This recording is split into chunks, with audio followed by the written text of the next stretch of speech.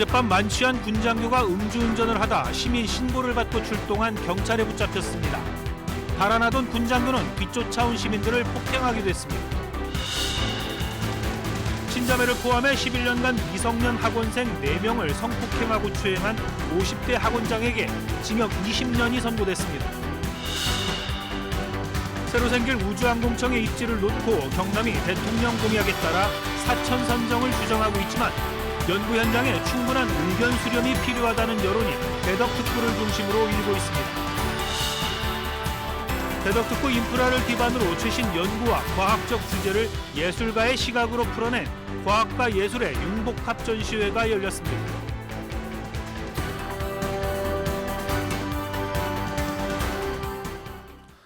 여러분 안녕하십니까?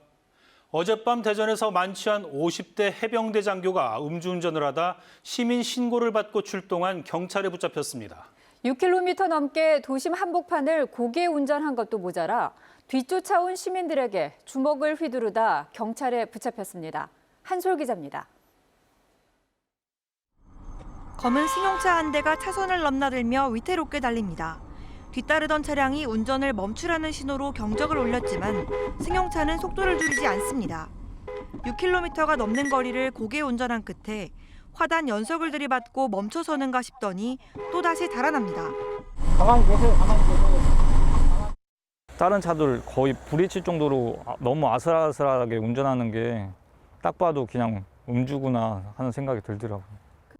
차량은 육군부대와 군사학교가 밀집한 대전 자운대안 아파트 단지까지 이동한 뒤에야 멈춰섰습니다. 차량에선 회색 옷을 입은 남성이 내리더니 바로 주랭랑을 칩니다. 10여 분 동안 도심 한복판에서 도주국을 벌이던 이 남성은 뒤쫓던 시민 2명과 맞닥뜨리자 이들을 위협하고 폭행했습니다. 결국 이 남성 신고를 받고 출동한 경찰에 붙잡혔습니다. 경찰 조사 결과 이 남성은 대전 자운대에 있는 군부대에서 근무 중인 해병대 장교 A씨로 확인됐습니다. 당시 A씨의 혈중 알코올 농도는 면허 취소 수치인 0.08%를 웃도는 만취 상태였습니다. 경찰은 음주운전과 폭행 혐의로 A씨를 입건한 가운데 조만간 A씨의 신병을 군사경찰로 인계할 방침입니다. KBS 뉴스 한솔입니다. 자신이 가르치던 친자매를 수년간 성폭행한 혐의로 50대 학원장에게 징역 20년이 선고됐습니다. 재판부는 가정 형편이 어려운 상황에 있는 아이들의 고립감을 악용해 이 학원장이 범죄를 저질렀다며 엄중한 처벌이 필요하다고 밝혔습니다. 박연선 기자입니다. 충남 천안에서 20년 가까이 초등학생과 중학생 대상 보습학원을 운영해온 59살 A씨. 2010년 당시 학원에 다니던 49살 초등학생을 강제 추행한 것을 시작으로 지난해까지 11년 동안 미성년 수강생 4명에게 수년간 성폭행과 성추행을 한 혐의로 기소됐습니다. 피해자 중에는 친자매도 있었습니다. 재판부는 A씨가 피해자들의 어려운 가정 형편이나 교우 관계를 잘 알면서 고립감, 절박함 등을 악용해 수시로 범죄를 저질렀다며 A씨가 아직도 피해자 동의가 있었다는 취지로 범죄 사실을 다투고 있어 진지하게 반성하는지 의문이라며 엄중한 처벌이 필요하다고 밝혔습니다. 또 A씨에게 징역 20년을 선고하고 신상 공개와 관련 시설 취업 제한 10년, 20년간 위치 추적 전자장치 착용을 명령했습니다. 하지만 피해자 중 한 명이 성인이 돼 부모에게 알리기 전까지 10년이 넘도록 가정과 학교, 기관 등 어느 곳에서도 이상 징후를 발견하지 못했다는 건 여전히 문제로 남아 있습니다.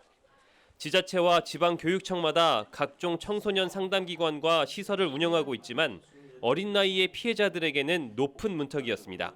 피해자 개인이 교육청에 있는 담당자를 찾아가기는 일단 무지하게 어렵잖아요. 그렇죠. 피해자의 연령이 저 연령화 될수록 학교에 구조를 할 수 있는 시스템이 존재해야 된다는 얘기죠. 초등학교 안에. 전문가들은 의무적인 성교육에서 벗어나 성폭행 예방 교육은 물론 피해 대처 방안까지 구체적으로 교육해야 한다고 지적합니다. KBS 뉴스 박연선입니다. 대전시가 현대아울렛 화재 참사와 관련해 지하층에 휴게시설 설치를 원칙적으로 금지하고 지상층 설치를 권고하는 강화된 건축 기준을 마련했습니다. 적용 대상은 5,000제곱미터 이상 다중이용 건축물과 16층 이상 대형 건축물로 외부와 연결돼 피난이 가능한 경우에만 예외적으로 지하층 설치를 허용할 계획입니다. 대전시는 정부의 관련 법 개정을 지속적으로 건의하는 한편 관내 건축 심의 시 강화된 건축 기준 준수를 유도할 계획입니다. 우리나라 우주 항공 정책을 이끌 컨트롤 타워인 우주항공청 설립을 위한 추진단 출범이 연내 가시화될 전망입니다. 가장 핵심 쟁점은 우주항공청의 입지 문제인데 윤석열 대통령 공약으로 경남 사천 설치가 유력한 상황이지만 현장에서는 여전히 연구원의 목소리를 듣고 입지를 결정해야 한다는 주장이 나오고 있습니다. 박장훈 기자입니다. 정부가 우주항공청 설립 추진단 운영을 위한 신규 예산 25억 9천만 원을 국회에 요구했습니다. 현재 과기정통부가 우주항공청 설립 추진단 설치 운영 규정 제정안을 만들어 부처 의견을 조율 중이어서 연내 출범이 가시화되고 있습니다. 우주항공청 설립 추진단은 우주항공 거버넌스 개편 방안 마련과 우주항공청 설치와 조직 인사 설계, 우주항공청 이관 업무 부처 협의 등을 수행할 예정입니다. 가장 핵심 쟁점은 신설 우주항공청의 입지 문제. 경남 사천 설치가 윤 대통령의 공약이자 국정과제라며 박완수 경남지사가 부처 장관들을 만나 입지 조기 선정을 압박하고 있지만 대덕특구 과학기술계는 우주항공 정책 컨트롤 타워 설치와 관련 산업 활성화는 차원이 다른 문제라며 연구 현장에 충분한 의견 수렴이 필요하다고 말합니다. 정책을 결정하거나 의사결정을 할 수 있는 단위들, 그다음에 기술적인 연구자들이나 모든 게 사실은 대전과 세종에 있습니다. 근데 사천까지 가게 되면 그게 이원화돼 버리고 오히려 흩어질 가능성이 많은 거죠. 지역 야권도 공론화를 통해 국익이 우선시되는 입지 선정이 필요하다는 입장입니다. 많은 우주항공 전문가들은 대전에 입지하는 것이 가장 적절하다는 의견들을 또 많이 내고 있는 상황이기 때문에 정부에서는 이런 점들을 감안해서 충분히 공론화를 좀 해야 된다는 생각을 갖고 있습니다. 이런 가운데 정부는 경남과 전남, 대전 3축 체제의 우주항공산업 클러스터 특구 지정을 이달 안에 3곳을 함께 발표하는 안을 검토 중인 것으로 알려졌습니다. KBS 뉴스 박장훈입니다. 기획재정부가 카이스트 등 4대 과학기술원의 일반 회계를 교육부의 특별 회계로 편입 추진하려는 데 대해 해당 과학기술원들이 전면 재검토를 요구했습니다. 이들은 과학기술 인재 양성을 위해 교육부 산하 일반 대학과 달리 특별법에 의해 과기정통부 산하에서 설립 운영 중인 과기원을 교육부 특별회계로 규율하는 것은 불합리하다며 반발했습니다. 또 4대 과기원과의 충분한 논의와 국회 법률안 심사도 없이 졸속 진행됐다며 교육부 관할로 들어가면 고유 역할을 수행하기 어렵다고 주장했습니다. 대전시 기념물 15호인 흑석동 산성이 백제시대에 지어진 산성이라는 사실이 새롭게 밝혀졌습니다. 특히 백제 부흥 운동의 거점이었을 것으로 추정되는데 이 같은 대규모 백제 유적이 대전에서 발굴된 건 이번이 처음입니다. 송민석 기자입니다. 두개천과 갑천이 만나는 해발 197m의 고무래봉 정상부. 대전에서 논산 부여로 향하는 길목인 이곳에 무너진 산성이 일반에 공개됐습니다. 둘레 479m, 넓이 17,000제곱미터 크기의 흑석동 산성입니다. 대전시 발굴조사 결과 백제 사비시대에 지어진 것으로 확인됐습니다.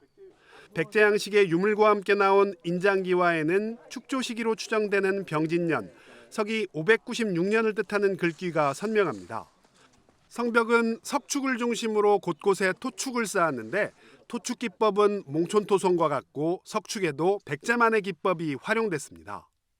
고구려나 신라의 산성의 경우는 그 맨 하단에 어떠한 시설, 기단석이라든가 아니면 지대석을 이렇게 놓고 그 위에 이런 돌들을 올리는데 그러한 특징이 나타나지 않고 있기 때문에 백제산성이라고 지금 보고 있습니다. 이 산성은 대전 진자매 옛 명칭과 같은 진연성으로도 알려졌는데 중국 사서에 수록될 만큼 널리 알려진 백제 부흥군의 거점이기도 했습니다. 2년 7월에 웅진에서 백제군을 무찌르고 진화성을 탈취한 다음 진연성 안으로 쳐들어가서 머리 800급을 베니 신라의 군량수 송로가 비로소 열렸다. 이번 발굴은 상대동 유적 이후 대전의 최대 발굴 성과로 특히 이 같은 규모의 백제 유적이 대전에서 발굴된 건 처음입니다. 대전도 역시 백제문화권에 속해짐이 명확해짐을 새로운 고대사의 한 부분이 이제 쓰여졌다라는 평가를 내릴 수 있습니다. 대전시는 예산이 확보되는 대로 추가 발굴에 나서고 활용 가치를 높일 수 있는 방안을 모색하기로 했습니다. KBS 뉴스 송민석입니다. 대전의 대덕특구 인프라를 기반으로 과학과 예술의 융복합 결과물을 작품으로 선보이는 전시회가 열리고 있습니다. 홍정표 기자입니다. 실험에서 쓰고 남은 유연한 OLED 소자가 거울의 시 공간을 확장시킨 미디어 아트의 주 재료로 쓰이고 보이지 않는 일상 속 미세먼지는 차량 통행량과 운행 속도 등의 데이터 자료를 활용해 분필 자국으로 시각화됩니다.